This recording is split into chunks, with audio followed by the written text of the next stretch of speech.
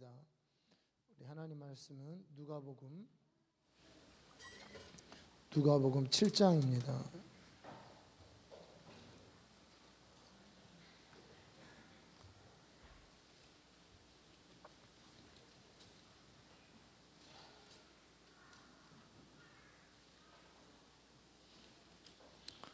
우리 7장 36절부터 50절까지입니다.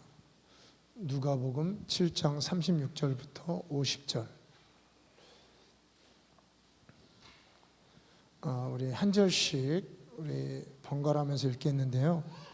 누가복음 7장 36절부터 50절. 우리 한 절씩 번갈아가면서 읽습니다. 저부터 읽겠습니다.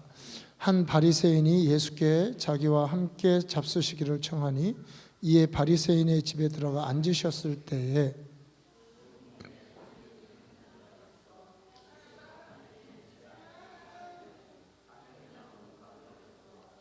예수의 뒤로 그 발 곁에 서서 울며 눈물로 그 발을 적시고 자기 머리털로 닦고 그 발에 입 맞추고 향유를 부으니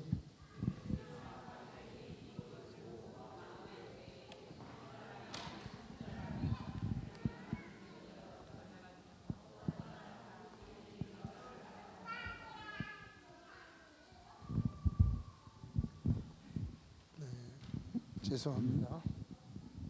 예수께서 대답하여 이르시되 시몬아 내가 네게 이를 말이 있다 하시니 그가 이르되 선생님 말씀하소서.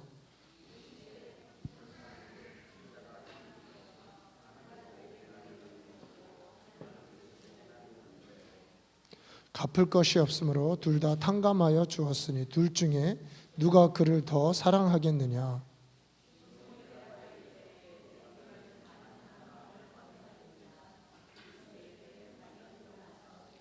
그 여자를 돌아보시며 시몬에게 이르시되 이 여자를 보느냐. 내가 내 집에 들어올 때 너는 내게 발 씻을 물도 주지 아니하였으되 이 여자는 눈물로 내 발을 적시고 그 머리털로 닦았으며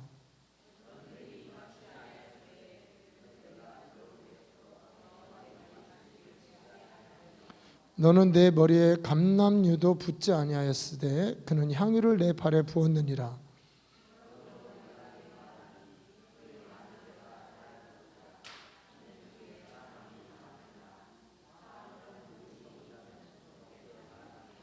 이에 여자에게 이르시되 내 죄 사함을 받았느니라 하시니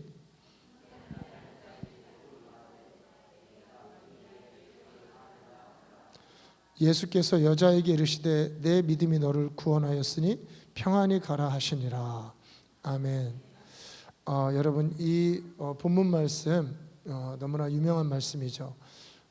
이 예수의 머리에 향유를 부은 두 여인이 나옵니다. 하나는 막달라 마리아라고 하는 여인이 나오고요.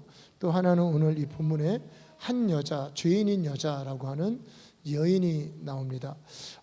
막달라 마리아와 동일인일까라고 추측하는 경우도 있지만 보통은 다른 사람으로 이렇게 여겨집니다. 오늘 이 여인이 예수님이 한 바리새인의 집에 초청을 받아서 거기로 갔습니다.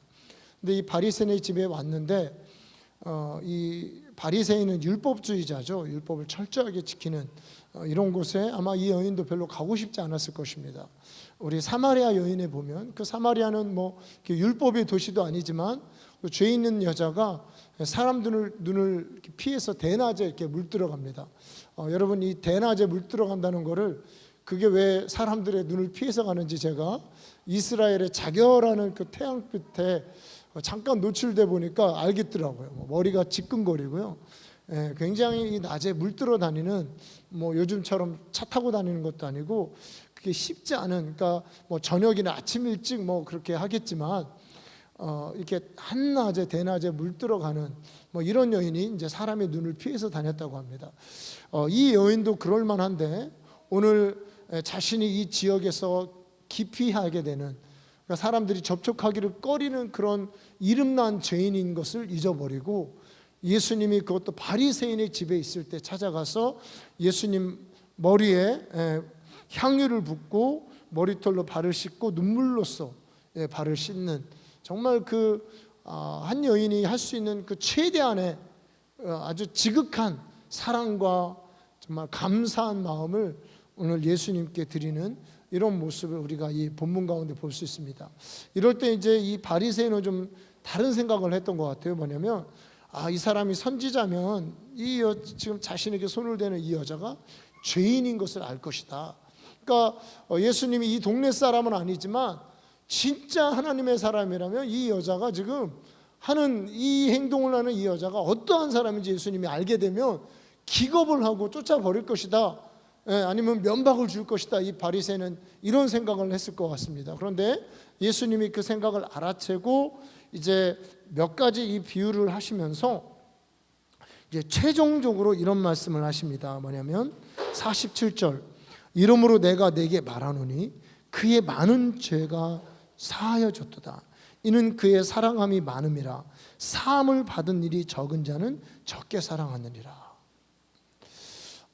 저는 사실 이 여인의 이 행동을 오늘 예수님은 그가 죄 사함을 받은 그런 은혜, 깨달음, 자신이 죄 사함 받았다는 이런 감격, 이런 것들 때문에 지금 예수님께 이와 같은 사랑의 행동을 한 것이다 라고 예수님이 말씀을 하시죠. 저는 이제 사실 이 말씀을 읽으면서 몇 가지 의문점이 있습니다. 뭐냐면 예수님 이 사건은 분명 예수님의 십자가 사건 전이다. 이제 십자가 사건 전에 그런 어떤 하나님의 죄 사함이 어떻게 선포되었을까? 그리고 이 여인은 그 많은 자신이 공인된 이 죄인이 자신의 많은 죄가 깨달은 것을 어떻게 알았을까? 사함받은 것을 어떻게 깨달았을까? 그리고 세 번째는 그 죄사함이 예수님께로부터 온다는 것을 어떻게 알았을까?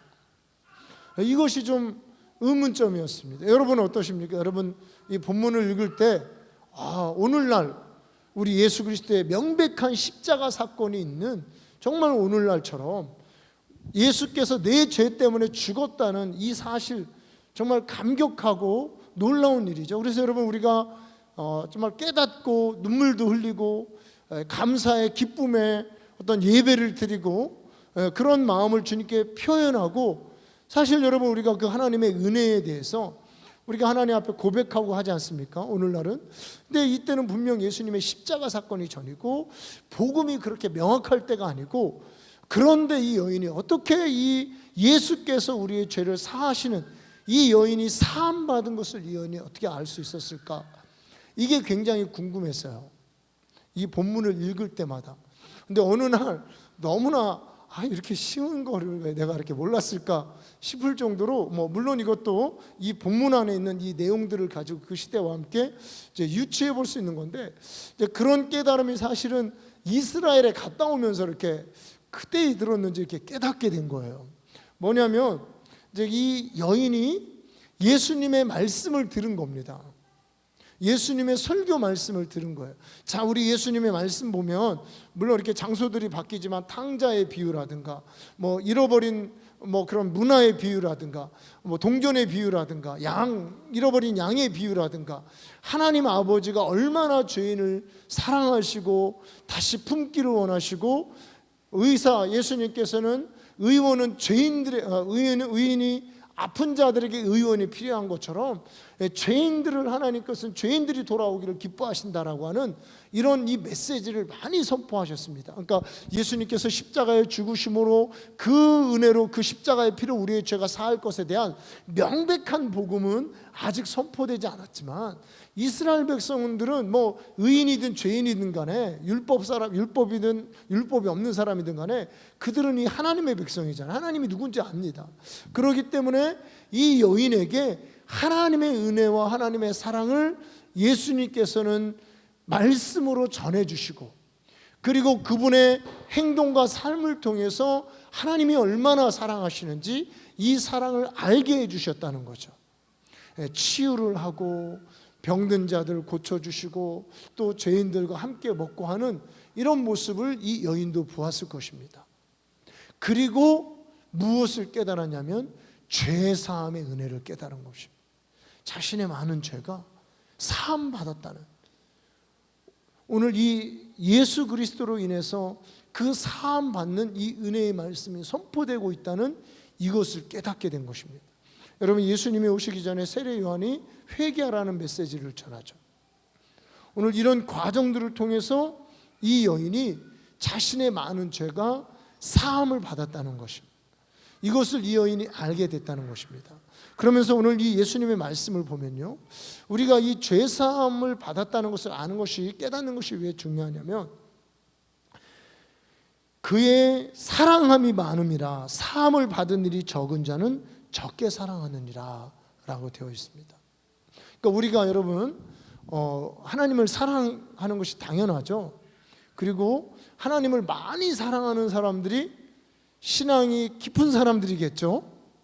그리고 하나님을 사랑하고 이웃을 사랑하는 것이 우리 신앙생활의 최고의 덕목이고 첫 번째 열매가 사실은 사랑입니다. 그런데 이 하나님을 사랑하는, 이 하나님의 아들 예수님을 사랑하고 하나님을 사랑하는 이것이 이 여인이 더 많다는 거예요. 왜 더 많냐면 평생 율법을 지키고 나름 거룩하게 살아온 이 바리새인보다 이 여인이 죄 사함 받은 은혜가 크다는 것입니다. 그러면 바리새인은 죄를 안 사해 주시고 이 여인만 사해 주셨냐? 아니죠. 오늘 보니까 우리 41절의 비유를 보면 500데나리온을 빚진 자, 그리고 하나는 50데나리온을 빚진 자들이 다 탕감을 받았습니다. 물론 이제 500데나리온을 빚진 자가 더 많이 감사하겠죠. 그리고 50데나리온을 탕감받은 자 조금 감사하지만 조금 감사하겠죠. 물론 그런 것도 있지만요, 사실 이 사함을 받은 일이 적은 자다라는 표현 아래는 내가 더 큰 죄를 지었고 이 사람은 조그만 죄를 지었다기보다는 이 죄사함에 대한 주님으로부터 오는 이 죄사함의 은혜를 깨닫고 경험한 것이 많다는 것입니다. 물론 이 여인이 죄를 많이 지었기 때문에 죄사함의 은혜를 더 많이 사모하는 그런 것도 있었겠지만, 어쨌든 예수 그리스도의 이 말씀을 듣고 나서 이 여인이 죄사함을 받은 큰 은혜를 경험했다는 거예요. 그러니까 내 모든 죄가 사함 받았다는 그런 깨달음, 그런 은혜, 그런 복음을 이 여인이 깨달았다는 것입니다. 자, 여러분, 예수님이 오셔서 예수님도 회개하고 복음을 믿으라는 것이죠. 우리가 회개하고 예수께 돌아오면 예수님께서 우리의 모든 죄를 사해 주시고 값없이 은혜로 우리를 받아주시는 아버지 되시고 선한 목자 되시는 그분과의 관계가 회복되는 이 복음을 믿으라고 말하고 있습니다. 지금 이 여인은 회개했죠. 당연히 회개했죠. 회개하고 복음을 믿게 된 것입니다. 어떤 복음이냐면 내 죄가 사함 받는다는 이 복음을 믿은 것입니다. 믿었는데 어떻게 믿었냐면 크게 믿었다는 것입니다. 정말 내 죄가 사함 받았구나라고 하는 이 감동과 감격과 이 체험과 이 경험이 이 여인에게는 크게 임했다는 것이죠. 반대로 바리새인에게는 적게 임했습니다. 자, 이 바리새인이 물론 예수님을 의심하긴 했지만 예수님을 배척하는 사람은 아니죠. 예수님을 선지자로 여겼습니다. 그래서 자기 집에 모셔서 같이 식사하는 것을 영광스럽게 여겼어요. 그렇지만 이 예수님이 바로 하나님의 죄사함과 복음을 가져오시는 그런 분이라는 것을 알지를 못하고 적게 깨닫습니다. 그러니까 이 예수님에 대해서 극진한 행동이 없어요. 그냥 함께 같이 이렇게 함께 밥이나 먹는, 그래서 좀 좋은 말씀 듣는 수준이지 정말 이 분으로부터 하나님의 진정한 죄사함과 은혜와 은총이 임한다는 것을 이 바리새인은 깨닫지 못합니다. 그러니까 죄사함을 받은 경험이 별로 없어요. 근데 이 여인은 물론 죄도 크지만 자신의 죄사함을 받은 경험이 크다는 것입니다. 이 죄사함을 받은 경험이 크니까 어떻게 해요? 예수님을 많이 사랑하게 되는 것입니다. 성도님, 바로 여기에 우리의 신앙생활의 비결이 있습니다. 여러분, 우리 사실 신앙생활 잘하길 원합니다. 우리 감격과 감동 있는 예배를 다 드리기를 원해요. 정말 나의 헌신이 율법적이고 형식적이고 다른 사람의 눈이라든가 다른 사람 시선이라든가 아니면 옛날부터 해오던 어떤 관습과 습관에 의해서 하는 신앙이 아니라 살아있고 생명력 있고 하나님의 진리 위에 기초가 되고 진정한 하나님과의 사랑의 관계가 세워지길 우리 모두 원하고 있습니다. 여러분, 이 진정한 이 사랑, 이 생명의 관계, 이 여인과 같이 신앙생활 수십 년 신앙생활이 오늘 역전이 되는 거예요. 이 바리새인은 지금 수십 년 동안 엄마 뱃속에서부터 정말 진실하게 신실하게 신앙생활을 해왔던 사람이고, 이 여인은 그러지 않았던 잃어버린 양과 같은 명백한 죄인, 하나님 말씀에서 벗어난 사람들이, 여러분 우리가 조금 어떤 사람은 조금 착하고 조금 그렇지 못한 신앙생활 조금 잘하고 못하는 사람이 있지만 누구 하나를 딱 지목해가지고 저 사람은 죄인이라고 그러지 않잖아요. 그죠? 우리 교회에서 그런 분은 없어요. 이 동네에서 완전히 죄인으로 찍힌 이 여인에 대해서 이 여인이 한순간에 신앙생활이 역전이 되는 거예요. 이 바리새인보다 훨씬 주님을 더 사랑하고 훨씬 믿음이 좋고 훨씬 더 이 성경에는 표현하고 있지 않지만 어떤 평안과 의로움과 하나님의 의가 임하는 훨씬 더 신앙이 좋은 이런 모습으로 역전이 되는 것입니다. 오늘 이 바리새인, 오늘 이 생명을 걸고 신앙생활한 이 분보다 오늘 이 여인의 신앙이 훨씬 좋아지는 거예요. 그건 뭐냐면 죄사함의 은혜를 깨달은 이유부터입니다. 여러분, 우리가 하나님이 우리의 큰 죄, 우리의 정말 엄청나게 큰 이 죄를 주님께서 용서해 주셨다고 하는 이 은혜를 우리가 깨달을 그 순간부터 우리 신앙생활에 수직 상승이 일어나는 거예요. 우리의 예배, 우리의 신앙생활, 하나님을 대한 사랑, 심지어는 옆에 형제 자매를 바라보는 시선까지도 우리의 눈은 완전히 바뀌는 겁니다. 그 핵심이 죄사함이라는 것이죠. 우리 한번 골로새서 말씀 한번 찾아보겠습니다. 골로새서 우리 1장 6절 말씀입니다.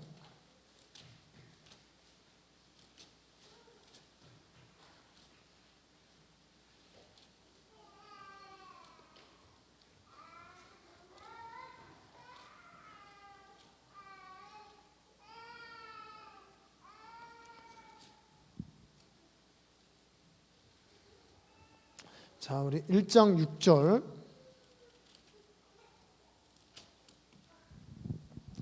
같이 읽겠습니다. 이 복음이 이미 너희에게 이르매 너희가 듣고 참으로 하나님의 은혜를 깨달은 날부터 너희 중에서와 같이 또한 온 천하에서도 열매를 맺어 자라는도다. 제가 사실 이 말씀은 몇 번 인용했던 설교했던 말씀인데요. 이 복음이 너희에게 이르매, 이 복음을 누군가 전해줬겠죠. 어떤 에바브라티도와 같은 이런 복음 전도자가 전해줬습니다. 이 복음을 듣고 나서 이 복음을 듣고 참으로 하나님의 은혜를 진정한 하나님의 은혜를 깨달았다는, 어떤 은혜요? 죄인을 값없이 구원하시는, 값없이 죄사하시는, 이미 십자가에서 모든 구원을 이루신 그분의 단번에 그의 자신을 희생으로 버리심으로 말미암아 값없이 모든 사람에게 의롭다고 선언하시는 이 하나님의 은혜, 전적인 은혜죠. 우리의 행위나 우리의 어떤 율법적인 노력이 아닌 그분의 은혜로 말미암아 우리가 구원받고 하나님 자녀가 되고 죄사함 받는다고 하는 이 진정한 이 복음을 깨달은 날부터 너희 중에서와 같이 또한 온 천하에서도 열매를 맺어 자라는도다. 그러니까 이 복음이 들어가서 이 복음을 깨달은 거예요.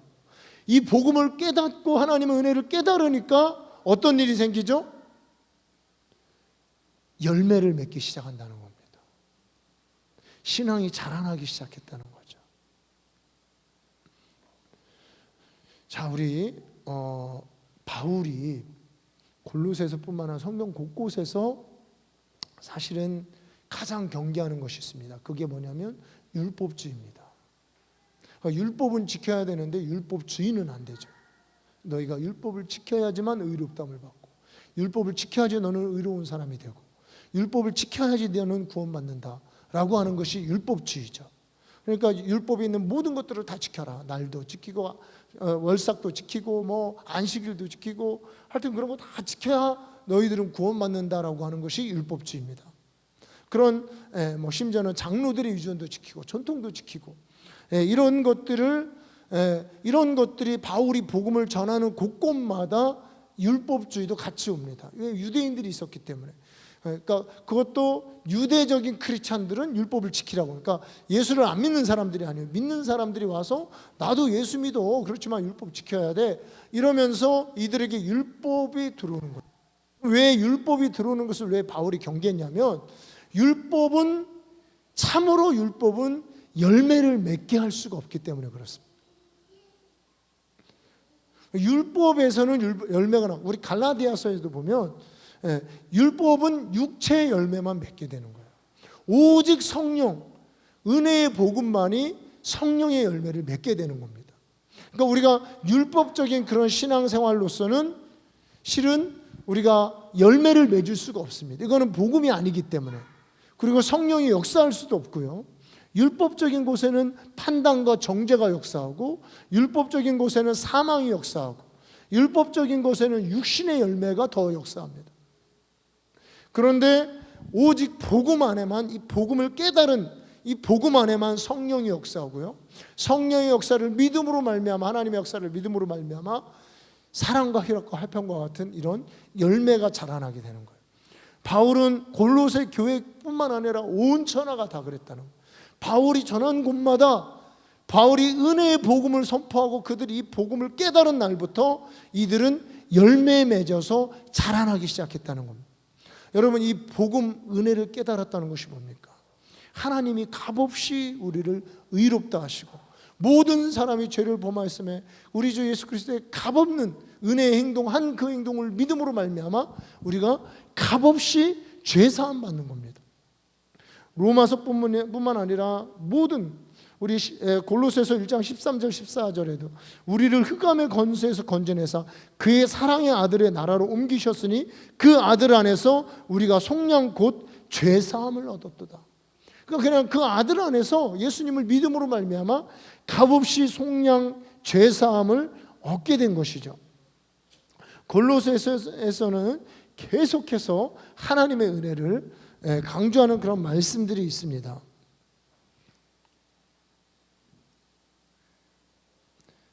14절, 2장 14절, 우리를 거스리고 불리하게 하는 법조문으로 쓴 증서를 지우시고 제하여 버리사 십자가에 못 박으시고 통치자들과 권세들을 무력화하여 드러내어 구경거리로 삼으시고 십자가로 그들을 이기셨느니라. 여기에도 보면요, 우리를 거스리고 불리하게 하는 법조문, 그리고 우리 8절에 보면 철학과 헛된 속임수와 세상의 초등학문, 이런 것들을 가지고 사실은 통치자들과 권세들과 정사들이 바로 이런 것들을 가지고 하나님의 자녀들을, 하나님의 백성들을 육신으로, 죄악으로 속박을 한다는 거죠. 그러니까 우리가 하나님 진리를 깨달은 것이 아니라 하나님의 진리가 아닌 다른 것들을 깨닫고 우리가 복음 안에서 죄사함의 은총을 진정으로 깨닫고 하나님께 감사하고 믿음에서 믿음으로 가는 그런 신앙생활이 아니라 율법적인, 하나님의 은혜 대신 율법을 뒤쫓는 이런 신앙인이 될 때, 아니면 철학이라든가 세상의 학문이라든가 이런 세상의 헛된 것들을 뒤쫓는 그런 신앙인이 될 때, 하나님 말씀보다 이렇게 될 때는 결국은 자유를 준다고 해도 육신의 종이 되어서 사망의 권세 잡은 마귀에게 속박된 그런 삶을 살 수밖에 없다는 것입니다. 그런데 예수님께서 이런 것들을 십자가로 패하시고 승리하셨고, 주님이 우리에게 성령을 우리에게 보내주신 것이죠. 그래서 성령을 따르고 은혜를 따르고 하나님의 죄사함의 진정한 이 복음의 은혜를 깨닫는 사람들에게는 이런 믿음의 열매와 신앙생활의 성장과 성령의 열매를 맺기 시작한다는 것입니다. 저도 사실은 참 이게 이제 쉽지 않은 게요. 우리가 이제 자칫하면 율법적인 신앙인이 되기가 쉬운 것 같습니다. 그래서 이제 이 율법적인 신앙인의 특징이 뭐냐면 이제 매이기 때문에 감사와 평안이 사라집니다. 뭔가에 매이는 거예요. 그래서 보면 진정한 평안이 없어요. 진정한 감사가 없습니다. 감격이 없어요. 예배의 감격도 없고 하나님의 은혜도 깨닫지 못하고 기도를 해도 뭔가 정말 주님의 은혜가 은혜가 이렇게 감격으로 다가오지 않습니다. 저는 정말 이 조영기 목사님이 지금 좀 뭐 여러 가지 비판도 받으시지만 제가 정말 그분이 작사하셨다는 이 찬송가를 부르면서 야, 이분은 복음을 깨달은 분이구나 싶은 거예요. 여러분 그거 알죠? 주의 사랑 깊고 크셔라. 내 영혼에 파도같이 밀려온다. 그러니까 정말 이 복음이 이분이 진짜 신앙의 고백이라면 그분은 하나님의 은혜, 하나님의 죄사함의 은혜를 깨닫고 겟세마네 동산에서 기도하시던 그 주님의 은혜, 십자가에 피 흘린 주님의 그 의미, 그리고 채찍 맞음으로 내 질병이 치유된 그 은혜를, 이 복음을 그가 깨달은 이후에, 복음을 깨달으니까 어떻게 돼요?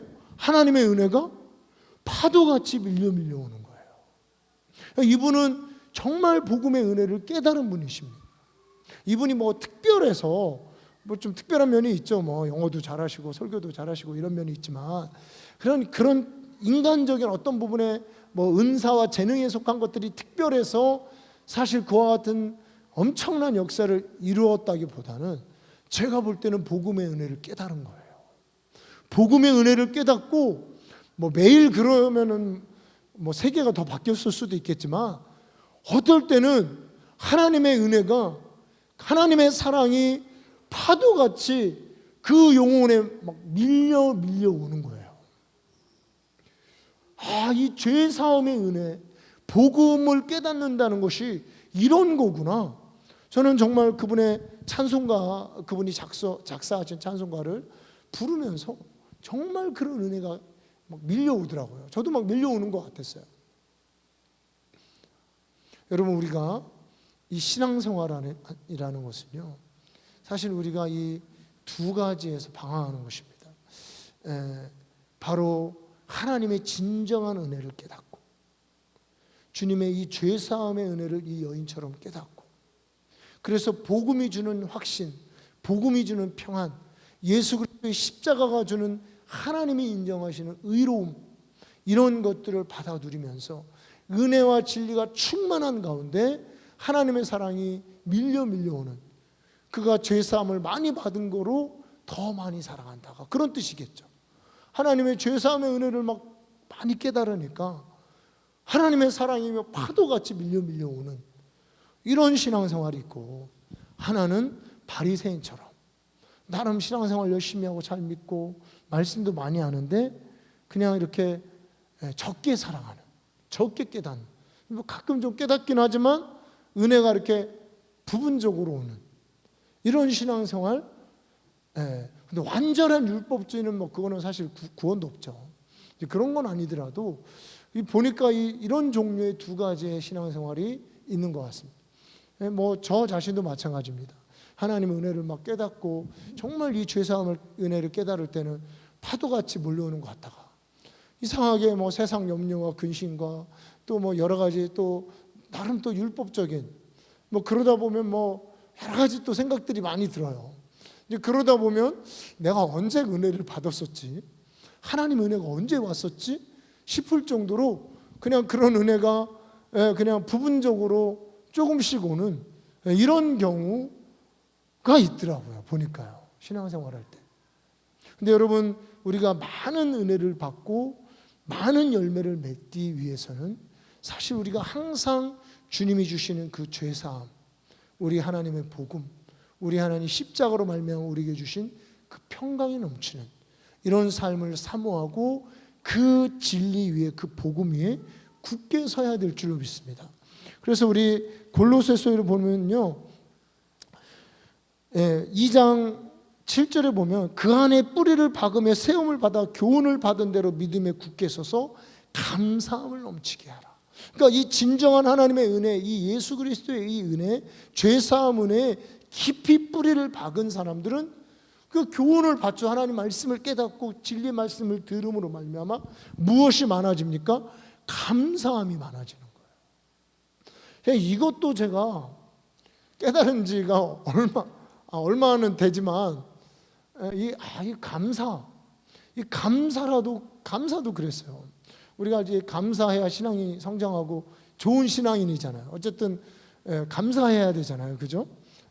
환경이 좋든 안 좋든. 근데 이것도 사실은 그렇게 생각했어요. 뭐냐면 감사하라고 그랬으니까 무조건 감사한다. 무조건 감사한다. 그냥 뭐 하나님이 합력해서 선을 이루시겠지. 물론 이제 그러시죠. 이랬는데 실은 그게 아닙니다. 이 감사도 뭐냐면 주님이 이미 이루어 주신, 우리에게 이미 해주신 그분의 십자가의 보혈의 희생으로 말미암아, 그분이 십자가로 말미암아, 십자가와 부활로 말미암아 이미 이루신 이 복음, 이 진리의 말씀에 깨닫고 이 안에 굳게 설 때 사실은 우리가 감사가 넘쳐나게 되는 것입니다. 복음을 깨달아 여러분 감사가 넘쳐나요. 사실 우리는 주님이 내 죄사해 주셨다. 그래서 그분이 십자가에 피 흘려 죽으셨다는 이 한 가지만으로도 우리는 영원히 감사할 수 있습니다. 영원히 감사할 수 있는, 이거를 깨달은 거예요. 이 감사가 다른 게 아니더라. 그러니까 뭐 잘 되겠지, 뭐 하나님 뭐 도와주시겠지, 또는 뭐 무조건 감사하라고 그랬으니까 뭐 불평하지 않기 위해서, 불평할 일이 꽤 있거든요, 살다 보니까.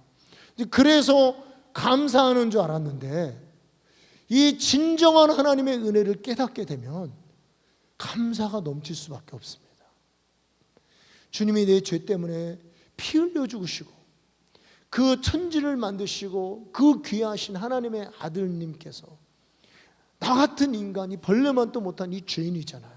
이 죄인을 위해서 피 흘려 죽으심으로 내 모든 죄가 사함받고 내 영혼이 구원받고 하나님을 아빠 아버지라고 부르짖고 주님이 들으시는 주님과의 이 살아있는 생명의 관계가 회복이 됐다는 이 사실 하나만으로 우리는 감사할 수 있습니다. 여러분, 질병의 치유도 마찬가지입니다. 저도 참 이거를요, 알긴 알아도 이렇게 좀 깊이 놀랍게 아는 것도 중요한 것 같습니다. 이 질병의 치유도 뭐냐면 이게 이제 복음입니다. 우리 순복음은요, 이 치유의 복음이라고 얘기해요. 그러니까 복음 안에 들어 있습니다. 왜냐하면 그분이 채찍에 맞음으로 너희가 나음을 입었도다. 이게 진짜인 거예요. 이미 이루어진 거예요. 그분이 채찍에 맞음으로 우리는 이미 나음을 입었습니다. 자, 여러분, 우리가 지금 질병이 있어요, 내 몸에. 아니면 가족 중에 뭐 성도 중에 우리가 질병이 있잖아요. 질병이 있어도 여러분 이게 내게 아닌 거예요. 왜냐하면 주님이 채찍에 맞음으로 우리는 이미 나음을 입고 모든 질병을 제하여 주셨습니다. 내게 아니기 때문에 이거 가지고 막 중내 사내 이럴 필요가 없는 거예요. 이미 주님이 십자가에서 채찍에 맞음으로 내 질병을 치유해 주신 것입니다. 이거를 확 믿으면 치유가 일어나더라고요. 사람들에게 이런 것들을 믿을 때 치유가 일어나. 근데 이제 사실은 옛날에 저는요, 그런 것보다는 뭐 치유의 은사를 받거나 아니면 막 기도하고 금식 먹기도 필요하죠. 이래가지고 막 열심히 세게 기도해서 이것들을 뭔가 떨쳐내버려야 된다, 이렇게 생각을 했는데 실은 이게 이미 십자가에서 완전히 해결이 된 것입니다. 이 해결이 된 것을 믿을 때 하나님은 그 믿음을 통해서 역사하시는 겁니다. 이미 주님이 이루셨거든요. 이거를 믿을 때 믿음을 통해서 역사하시는 거예요. 이것을 믿는 믿음이 중요하더라. 그렇기 때문에 우리가 뭐 말씀도 배우고 이런 것들이 중요합니다. 사실 좀 뭐 이런 부분은 참 우리가 많이, 우리 뭐 특히 이제 저 같은 경우 순복음이었기 때문에 신학도 거기서 하고 또 뭐 사중복음, 오중복음에 뭐 이렇게 계속 이런 치유에 관한 웨슬리 때부터 강력한 이런 메시지들이 있었지만 사실은 조금 이제 제가 주님 앞에 약간 회개보다는 내가 이 하나님의 진리의 말씀을 믿고 그대로 이렇게 믿고 또 아픈 성도들이 그런 것들을 가르치고 이러기보다는 조금 이제 은사 받은 양반들한테 이렇게 한 수 배우는, 전수 받는 이런 것들을 조금 더 쫓았던 것들이 이거 내가 이거 잘못됐었다라는 생각이 좀 들더라고요. 실은 이 복음 안에 다 있습니다. 하나님 말씀, 이 복음을 믿게 되면 하나님의 역사가 나타나는. 그럼 왜 하나님이 역사 안 하시냐? 안 믿으니까 되는 거예요. 믿잖아요. 우리 커리 블레이크 목사님의 이제 이번에 강의들을 이렇게 보고 좀 책을 보니까 실은 기도해 주는 사람만의 믿음만으로도 치유가 일어난다는 거예요. 그러니까 뭐 기도 받는 사람들도 믿으면 그 믿음으로 치유가 있지만 그냥 기도해 주는 사람 앞에서 이제 치유 사역을 하는 사람만으로도 안수하는 사람의 믿음만으로도 치유가 일어나. 뭐 심지어는 우리가 중보기도하는 사람만의 믿음만으로도 치유가 일어나는 거예요. 왜냐하면 주님이 이미 이루셨기 때문에. 우리가 이 하나님의 복음을 깨닫는 그 순간에요, 우리 신앙은 사실은 혁명적으로 바꿔줄 것밖에 없습니다. 여러분, 우리의 부유함도 마찬가지입니다. 주님이 우리를 위해서 가난하게 되심은 우리를 부욕해 하기 위함이라고 되어 있어요. 주님이 우리를 위해서 가난하게 되신 것이 하나님이 우리를 부욕해 하기 위해서 가난하게 되셨다는 거예요. 주님이 얼마나 부유하신 분입니까? 근데 그분이 세금 낼 때 돈이 없어가지고 베드로한테 낚시해가지고 동전 좀 건져와라 그랬어요. 그래가지고 그걸 너하고 나랑 같이 내자. 그분이 사실은 가난하게 사신 겁니다. 이 땅에서는. 그렇게 된 것은 우리를 부유하기 위해서요. 주님은 우리의 모든 좋은 곳에 부족함이 없기를 바라시는 분이십니다. 우리 하나님이 우리를 어떻게 해가지고 지질이 찌들리게 하고 고생하게 하는 것이 본심이 아니에요. 잠깐 연단은 하시지만 하나님은 이미 십자가에서 이루어진 거예요. 우리가 이 하나님이 좋으신 하나님이시고 십자가에서 이미 우리를 부유케 하신다는 것을 여러분 믿으시고 절대적으로 신뢰하십시오. 그러면 하나님이 진짜 부유하게도 하시고 부족함이 없게 하시고 하나님이 그분의 뜻을 이루는데 여러분이 현재 지금 돈이 없는 것이 문제가 되지 않게 하십니다. 저도 교회 세울 때, 교회를 개척할 때 돈이 없었어요. 전혀 문제가 안 됐습니다. 교회를 개척할 때 돈이 없었어요. 우리가 1,000만 원이 있어야 되는데 없었어요. 그때는 이제 2판 4판 어차피 없으니까 내가 개척하려면 하나님 살아계신 걸 제가 체험을 해야 설교할 때 간증이라도 하고 그러잖아요. 제가 하나님 나를 보냈으면 달라고 그러니까 주시더라고요. 주셨어요. 제 돈으로 이렇게 안 했습니다. 어디 사람한테 손 벌려가지고 이렇게 안 했어요. 하나님이 주셨습니다. 하나님의 사역, 하나님의 일을 이룸에 있어서 돈이 없는 것이 문제가 안 됐습니다. 주님께 기도하면 하나님이 주시고 채워주시고 해결해 주시고, 사실은 그것이 내가 하나님께 간구하기보다는 기도도 했죠. 그렇지만 사실은 믿음을 통해서 역사가 일어나는 거예요. 주님이 우리를 위해서 가난하게 되시면 우리를 부욕해 하심이라. 여러분, 이런 참다운 우리 주 예수 그리스도의 이 복음, 십자가의 복음을 깨닫고 이것을 체험하고 죄사함의 은혜를 체험하고 하나님의 은총을 체험하고 이것을 아는 그 순간부터 진정한 이 복음 위에 우리가 뿌리를 박을 때 감사가 넘치고 사랑이 넘치고 은혜가 넘치고 우리의 신앙이 자라나기 시작하는 것입니다. 이거 외에 다른 방법 있잖아요. 율법주의적인 방법이라든가 다른 방법들이 있어요. 그런 걸로는 신앙이 성숙하지가 않는 거예요. 이 복음을 깨닫는 것이 중요합니다. 복음을 깨달을 때 감사가 있고 감격이 있고요. 주님이 내 죄, 여러분 우리 조금씩 다 죄에 대해서 눌리잖아요. 뭔가 연약함이 있잖아요. 이것을 주님이 이미 십자가에서 해결했다는 이 깨달음이 오면 죄의 능력을 이기는 힘이 생기는 거예요. 죄를 안 지을 수 있는 힘이 생깁니다. 이것들을 깨닫는 것이 중요합니다. 복음을 믿는 것이 중요하죠. 그래서 저는 이 복음을 깨닫는 것이 중요하기 때문에 뭐 이런 식으로 좀 이런 복음의 메시지를 적으셔가지고 소위 이 감격, 깨닫는 확신이 올 때까지 좀 보시라고 이렇게 방법을 좀 알려드리는 겁니다. 이거는 뭐 이거를 이렇게 많이 외워가지고 물론 유대인들이 그렇게 하는 이거는 이제 방법론적인 거죠. 그렇게 말씀을 가까이 하는 것이 중요하지만 실은 이 안에 있는 이 복음의 메시지를 깨닫는 것이 중요하죠. 이 복음을 깨달으면 우리의 신앙생활에 혁명적인 변화가 생기는 것입니다. 뭐 이런 부분을 사실 이렇게 여러분들에게 종종 그런 말씀을 드렸던 것 같아요. 드리다가 제가 바로 며칠 전에 한 간증을 듣고 나서 야, 이게 진짜 그러네. 우리가 막 너무 감사한 거 있잖아요. 정말 이 복음은 이렇게 능력이 있구나. 이런 간증을 제가 이렇게 며칠 전에 들었습니다. 여러분 요즘에 다니엘 그거 하시잖아요. 이은호 목사님 그 교회에서.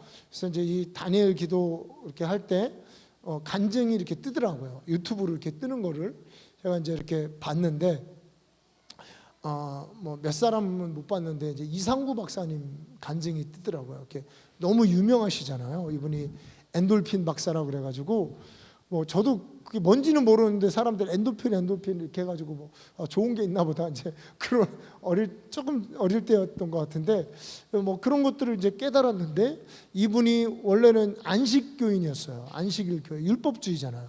이제 율법주의인 이분이 이제 안식교를 떠났습니다. 아주 개종을 하고 회심을 하고 지금 뭐 강원도 속초 어디에서 무슨 뭐 뉴스타트 센터인가 같은 그런 것들을 이렇게 하시는데 보니까 이렇게 가만히 이제 이 간증이나 이렇게 들어보니까 이제 거기서 뭐 저도 그런 얘기를 들었는데 이분이 그러니까 뭐 물론 이제 그거 필요하죠. 이제 좋은 걸 먹고 뭐 먹지 말아야 되는 이런 우리가 육신이라는 이런 것들이 있지만 이제 그런 것도 이렇게 이분이 뭐 전문가시고 의사니까 하시지만 더 중요한 게 거기서 복음을 가르치는 일들을 하더라고요.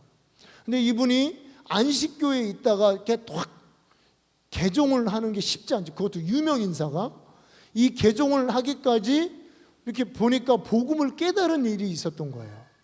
근데 이 복음을 깨닫는 일이 있으면서 이제 이 아직 안식교에 있을 때 같은데 어떤 여인이 이분에게 찾아왔다는 거예요. 왜 찾아왔냐면 이분이 육종암에 걸렸다는 거예요. 육종암에 걸렸는데 이 육종암이 암 중에서 가장 독한 암이래요. 뭐 뇌에도 걸리고 폐에도 걸리고 뭐 장기에도 걸리고 이래가지고 온 몸이 이 암에 걸려서 이 여자분이 이제 병원에서 2달을 못 넘깁니다. 이런 이제 사형 선고를 받은 거예요. 그래가지고 이제 이 이상구 박사님까지 찾아왔는데 진짜 봐도 2달을 못 넘기게 생겼더래요. 이런 분들은 이제 많이 대해 보니까 알잖아요. 이제 이런 분이 찾아왔는데 이제 찾아오게 된 계기를 얘기하는데 이제 이분이 사형 선고를 받고 나서 제일 궁금한 것이 내가 지금 이 안식교회를 다니면 안식교회도 예수님을 믿거든요. 예수님을 이렇게 믿고 교회를 다니는데 지금 죽으면은 천국에 갈 수 있을까? 구원 받았을까 싶은 이런 이제 뭐랄까 그 두려움이 생긴 거예요. 그래서 이 여자분이 이제 안식일교회 이제 뭐 나름 이제 목사님들 우리가 다른 종교 존중하는 입장에서 이제 목사님이라고 하겠습니다. 목사님들을 찾아가서 이제 상담을 받은 거예요. 그랬더니 글쎄 잘 모르겠네 그러더래. 이 당신이 모든 죄를 회개하고 지금 하나님 뜻대로 의롭게 그렇게 완전하게 살고 있는지 모르기 때문에 진짜 말 그대로 천국 가봐야 알지 당신이 구원받았다고 나도 말해줄 수 없다라고 얘기를 하는 거예요. 안식일교회 목사님 2분이 다 그렇게 얘기하더래요. 그러니까 이분이 더 이제 2달이면 자기가 죽어서 천국이나 지옥 둘 중에서 하나는 갔고 하나님이 살아계시다는 것은 자기 믿고 성경이 진리라는 것은 믿는데 자기 영혼이 평생 신앙생활을 했는데 이제는 죽어야 되는데 천국에 갈지 지옥에 갈지 모르겠더라는 거예요. 그래가지고 이 여자분이 어떻게 하다가 이제 이상구 박사님을 찾아왔습니다. 이상구 박사님한테 이렇게 물어볼 때 이상구 박사님 그랬다는 아마 나도 잘 모르겠지만 당신은 구원 못 받고 지옥에 가게 될 것 같다. 이렇게 얘기를 했다는 거예요. 그럼 이제 뭐 큰일이잖아요. 그래가지고 왜 지옥에 가는지를 설명을 해줬답니다.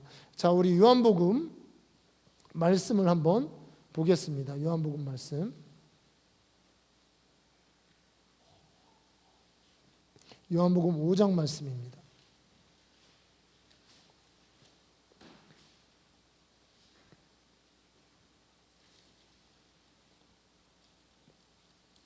(5장 24절) 말씀. 내가 진실로 진실로 너희에게 이르노니 내 말을 듣고 또 나 보내신 이를 믿는 자는 영생을 얻었고 심판에 이르지 아니하나니 사망에서 생명으로 옮겼느니라. 그러니까 지금 예수님이 하신 말씀이 내 말을 듣고 또 나 보내신 하나님을 믿는 자는 영생을 얻었고, 영생을 얻었다는 거죠. 그리고 심판에는 이르지 않고 사망에서 생명으로 옮겼다.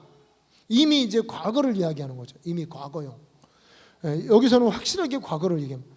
이미 옮겼다라고 했는데 이 여인은 지금 안 믿는 거죠. 그죠?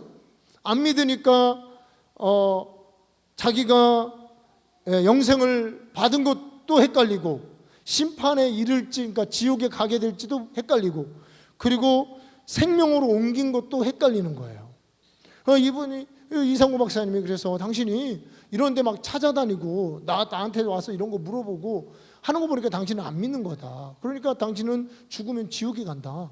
구원 못 받는다. 이 얘기를 한 거예요. 그러니까 여인이 이거를 딱 보는데 보니까 이미 성경에 이성 박사 이렇게 쓰여 있지 않냐라고 해서 보니까 믿는 자는 영생을 얻었고도 과거형이고, 그리고 사망에서 생명으로 옮겼다도 과거형이라는 거죠. 이 여인이 이것을 보면서 이분이 자기도 이 말씀을 알고 이 말씀을 읽었는데 자기 눈에는 이렇게 보였다는 거예요. 뭐냐면 영생을 얻을 것이고 생명으로 옮겨질 것이다 라고 미래형으로 읽었다는 거예요. 그런데 이 말씀을 보니까 이미 영생을 얻었고 사망에서 생명으로 옮겼으니까 구원 받은 거잖아요. 그러니까 이 여인이 막 그러더니 막 펄펄 뛰면서 하는 얘기가 이제는 자기는 죽어도 좋다는 거예요. 안 살아나도 좋다. 2달 후에 안 살아나도 좋고, 이제는 자기는 구원받았고 생명을 얻었기 때문에, 복음을 깨달았기 때문에 자기는 이제는 죽어도 자기는 좋다. 왜냐하면 천국에 갈 것이기 때문에. 그리고 나서 이 여자분이 복음을 진짜 깨닫게 된 거예요. 복음 성경 그대로 이 복음을 깨달은 이후에 이 여인이 어떻게 되냐면 육종암에서 100% 완전히 치유되고, 뭐 2달 후에 안 죽었다고 뭐 하더라고요. 뭐 박사가 얘기했으니까 사실이겠죠. 제가 좀 이 간증을 들으면서 우리가 이 복음을 정말 깨닫는다는 거. 이 여자분도 나름 복음 비슷한 것을 듣고 나도 예수를 믿으니까 영생을 얻을 것이고 생명에서 사망으로 옮길 것이고 이렇게 믿고, 그러니까 신앙생활 똑바로 하고 말씀을 지키고 율법을 지키고 살아야 되는구나. 거룩하게 살아야 되는구나. 우리가 천국 가기 위해서는 거룩하게 살아야 돼. 이러고 살았던 거예요.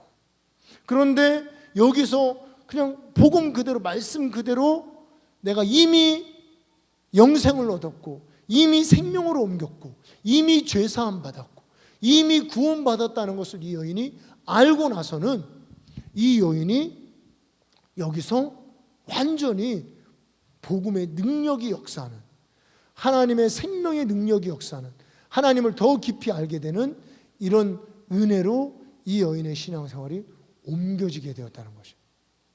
진정한 은혜를 깨닫고 하나님을 많이 사랑하는, 하나님의 은혜를 넘치게 받는, 열매 맺는, 심지어는 자기 육신에 있는 이 사망의 세력을 완전히 깨끗이 몰아내는 이런 은혜를 이 여자 집사님이 이제 깨닫게 된 것이죠.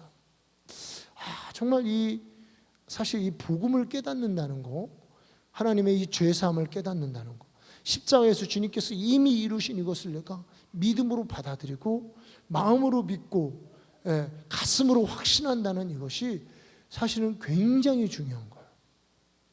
제가 볼 때는 그 여자 집사님, 이상구 박사님 찾아온 여자 집사님, 알파와 오메가가 여기서 바뀐 거예요.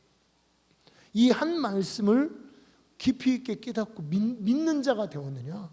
아니면 이제 영생을 받아야지 뭐 사망으로 생명으로 옮겨질 것이다라고 하는 그거를 악망하는 자가 됐느냐? 아니면 믿는 자가 됐느냐가 완전히 이분의 신앙생활을 180도 바꿔놓는 거. 사실은요, 저는 이제 여기 이제 이 말씀에서 뭐 미래형으로 알았다.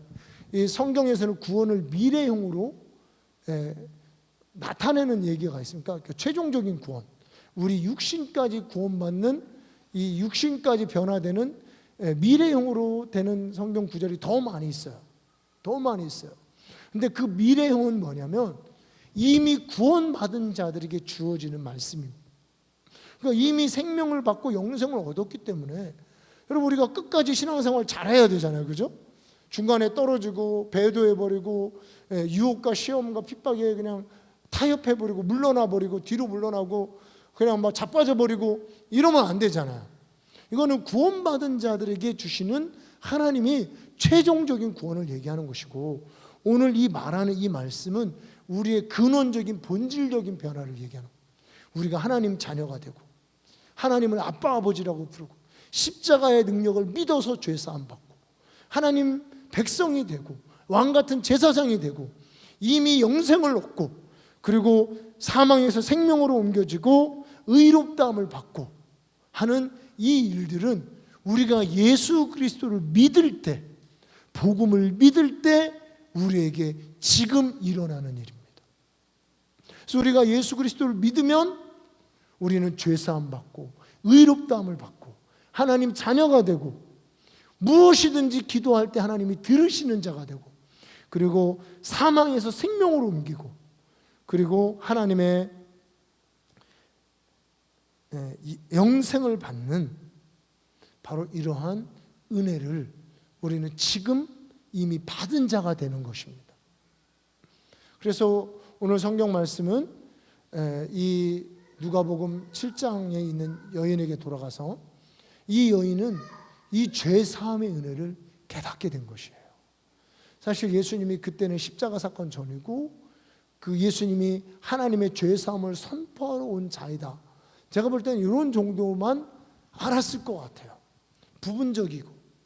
그렇지만 이 여인은 그 말씀을 통해서 이미 자신의 죄사함을, 자기는 죄는 사함을 받고 하나님과의 관계가 회복이 됐다는, 옛날에는 울타리 밖에 방황하는 양이었다면 이제 울타리 안에 하나님 품 안에 있는 양이 되었다는, 예전에는 잃어버린 자가 됐고 지금은 찾은 자가 되었다는, 주님이 죄인을 부르러 오셨다는 이 말씀을 깨닫고 나서 이 여인의 신앙생활이 180도 바뀌어진 겁니다.